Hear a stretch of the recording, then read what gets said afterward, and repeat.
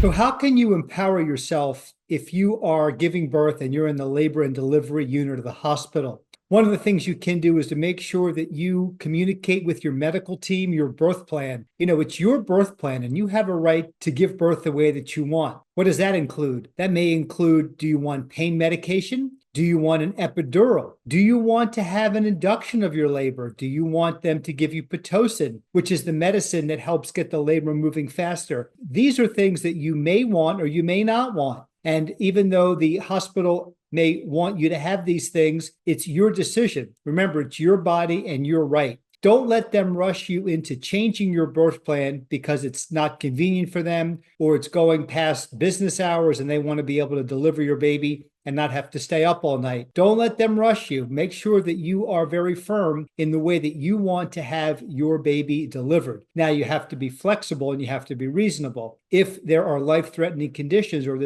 there are medical conditions that have to cause you to be more flexible, well, then, a reasonable person would be flexible. They wouldn't stick to a birth plan when it can be very dangerous. But many times there is a need to rush your decision-making process, especially with regard to a birth plan that they may not agree on. One good example is Pitocin. So Pitocin is a drug that gets the labor moving a lot faster. And that's very convenient for the hospital staff because if they can get your baby delivered faster, that cuts down on the time that they have to spend taking care of you. And maybe they can go home early, or maybe they can take care of other patients and do more deliveries. So just because they recommend Pitocin, you can ask a lot of questions about that. What is it? What does it do? What are the risks? What are the benefits? And then you can make an informed decision. Just because they're telling you what to do doesn't mean that you have to always do what they want you to do. So I hope this helps you with being able to empower yourself in the labor and delivery unit of the hospital.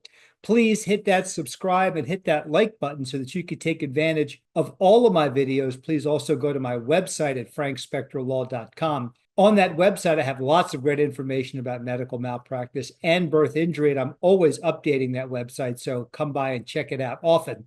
Thanks for watching this video. I hope to see you again on a future video. Take care.